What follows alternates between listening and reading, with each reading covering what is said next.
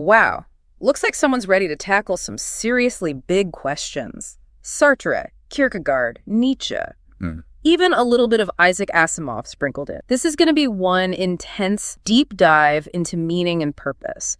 You're clearly not afraid of diving into the deep end of existentialism. You're absolutely right. And the variety of sources you've chosen is fascinating. It seems like you're not just searching for answers, but also exploring how to ask the right questions. Exactly. And that's what makes this deep dive so interesting to me. We've got thinkers like Sartre and Kierkegaard, who are both considered existentialists, but have completely different perspectives on faith. I think it's a tension worth exploring in more detail. I completely agree. Kierkegaard, often referred to as the father of existentialism, was a devout Christian, but he rejected the notion of a predetermined purpose. He believed meaning wasn't about blindly following dogma, but rather about making a personal leap of faith. Okay, leap of faith. That sounds pretty intense. So are we talking about, like, jumping out of a plane here? Well, not literally. For Kierkegaard, the leap was more about choosing to believe even when you're still wrestling with doubts. It's about taking responsibility for your own spiritual journey. Choosing this deep dive, is kind of interesting in itself.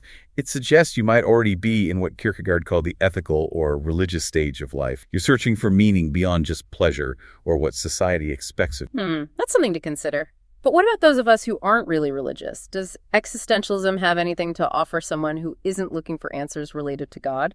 Well, that's where Nietzsche enters the picture, making a grand entrance with his famous declaration, God is dead. However, he wasn't celebrating. He saw the loss of universal moral compass as a potential crisis that could leave humanity lost in a sea of uncertainty. But couldn't that also be liberating? If there are no universal rules, then we get to make our own right. That's the exciting yet terrifying aspect, according to Nietzsche. He talks about herd morality versus master morality. The herd follows the crowd and accepts predefined value. On the other hand, the master, the true individual, creates their own value. So where do you see yourself in all of this? Are you forging your own path or following the herd? Ooh, that's a tough one. I'm definitely feeling the pressure to create my own meaning now. But speaking of forging paths, Sartre takes this idea of freedom and responsibility to a whole new level. Existence precedes essence, right? That's his famous line.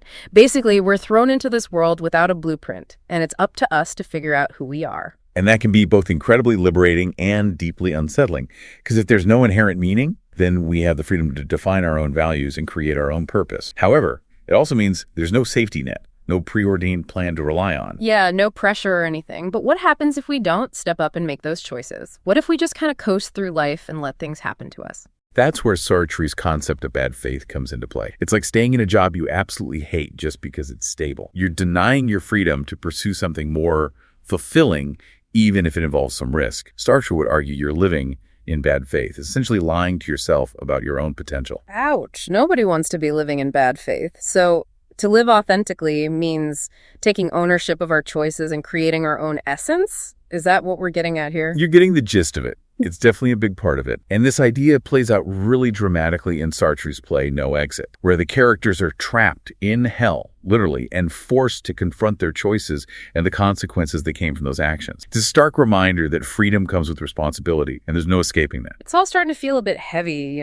Like, is existentialism just a one-way ticket to Anxietyville? I mean, Sartre's famous line from that play, Hell is Other People, doesn't exactly paint a happy picture of human relationships. Yeah, it's definitely not meant to be a comforting thought. But the line, hell is other people, isn't saying that relationships are inherently bad. It's more about how other people hold up a mirror to us and force us to confront parts of ourselves that we might prefer to ignore. We might try to define ourselves based on how they see us, seeking their approval and validation. But for Sartre, true authenticity comes from defining ourselves on our own terms. Okay, so we've got these philosophical heavyweights wrestling with ideas of freedom, responsibility, and faith. But does this stuff really matter in our everyday lives? It can all feel a bit abstract and heady sometimes.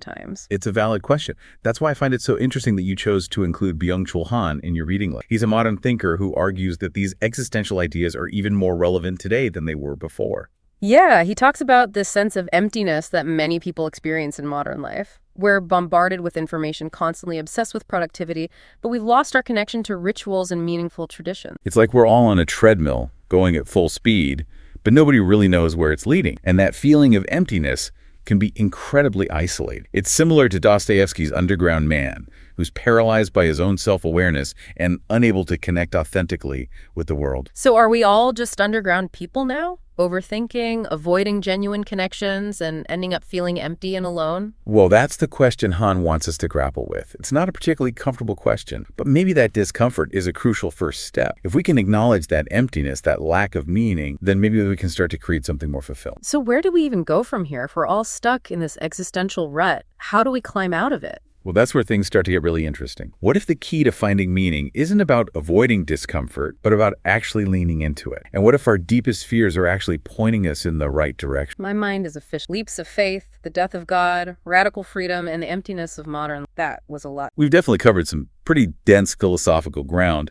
but that's the beauty of a deep dive like this, right? Uncovering these little nuggets of insight that can change your whole perspective. Totally. And one of those nuggets that's really sticking with me is the idea that fear can actually be a guide, a signpost pointing us toward growth. It's a powerful way to look at it, isn't it? I mean, we are so used to avoiding fear, seeing it as something negative. But what if, as you said, we could harness that energy and use it to move us forward? That's where the idea of the growth zone comes in, right? It's that sweet spot just outside of our comfort zone where we're challenged just enough, but not totally overwhelmed. Precisely. And to step into that growth zone takes courage. Not the kind of courage where you're fearless, but the courage to act even though you are afraid. That reminds me of something we talked about earlier, authenticity. It takes courage to really show up as our true selves, especially if it means going against the grain. You've hit on a crucial point there. Authenticity and courage are definitely intertwined. Remember Sartre's concept of bad faith. It's not just about lying to ourselves. It's about betraying our own potential by conforming to expectations that don't align with our core values.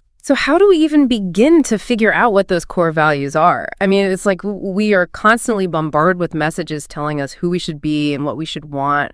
How do we filter out all that noise and find our own authentic voice? It's a process, not a destination. It requires introspection, self-awareness, and a willingness to experiment. It's about paying attention to those things that bring us joy, the things that spark our passions, and the things that make us feel truly alive. And then having the courage to pursue those things, even if it means leaving our comfort zones. Exactly. It's about making our actions align with our values, even when it's uncomfortable or even when it means facing our fears. And remember, courage can be contagious. When we choose to live authentically, it inspires others to do the same. Like a ripple effect spreading outward. But authenticity isn't just about individual growth, is it? It's about connection, too. We talked about Kierkegaard's leap of faith, Schopenhauer's compassion, even Dostoevsky's underground man, desperately seeking connection, but just not able to find it. It seems like no matter how individualistic our philosophies become, we always seem to come back to that fundamental human need for connection. It's ironic, though, isn't it? In a world that's so hyper-connected, so many people feel isolated and alone. And that's where Byung-Chul Han's work comes in. He argues that we've lost touch with those rituals and traditions that help to cultivate a sense of community. We're so focused on individual achievement and digital connection that we've forgotten the importance of real, face-to-face human interaction. So we're surrounded by people, yet still starving for genuine connection. And that starvation can show up in so many ways. Anxiety, depression, a feeling of meaning. But there's good news. We have the power to change that. So how do we break free from this cycle of isolation? Yeah. How can we build meaningful connection in a world that often feels so fragmented and disconnected? It starts with being intentional. Put down the phone, step away from the screen, and engage with the world around you. Make an effort to connect with people who share your values, interests, and passions. And being vulnerable, right? Letting people see the real us, imperfections and all. Absolutely. Vulnerability is the key to building authentic connection. It's about letting go of the need to be perfect and allowing ourselves to be seen, heard, and understood. This ties back to something you said earlier about courage being contagious. Do you think vulnerability is contagious too? I think it is. When we choose to show up authentically with all our flaws, it gives other people permission to do the same. It creates a safe space for real connection, empathy, and shared humanity. And that shared humanity, that feeling of belonging, that's what ultimately gives us a sense of meaning and purpose, right?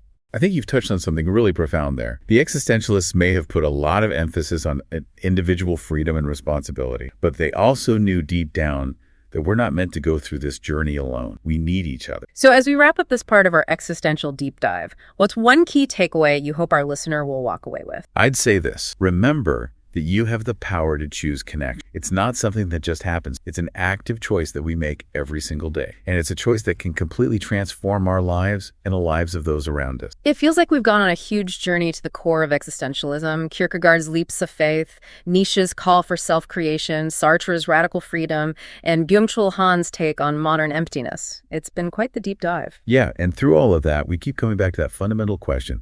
What is the meaning of life? But as we've seen, maybe the real question is, what meaning are you going to create? I think you're right. It's like being handed this blank canvas, which can be a little daunting at first, but there's also this amazing sense of possibility. I think that's the heart of existentialism, isn't it? It's not about finding some pre-packaged answer about the meaning of life. It's more about understanding that we have the freedom and the responsibility to create our own meaning. You know, we've talked about fear being a guide, authenticity being a journey, connection being crucial. But at the end of the day, it really seems like meaning is something we actively build through the choices we make and the things. It's definitely not something we find out there in the world, but something we cultivate within ourselves. And that can take so many forms: doing meaningful work, nurturing relationships, pursuing creative passions, contributing to something bigger than ourselves. It's like we're all artists, each creating our own unique masterpiece. And all those masterpieces, when we share them, they add to the larger tapestry of human experience. That's a beautiful way to put it. It reminds us that even though existentialism emphasizes individual freedom, we're not just isolated actors on some empty stage. All of our stories are interwoven,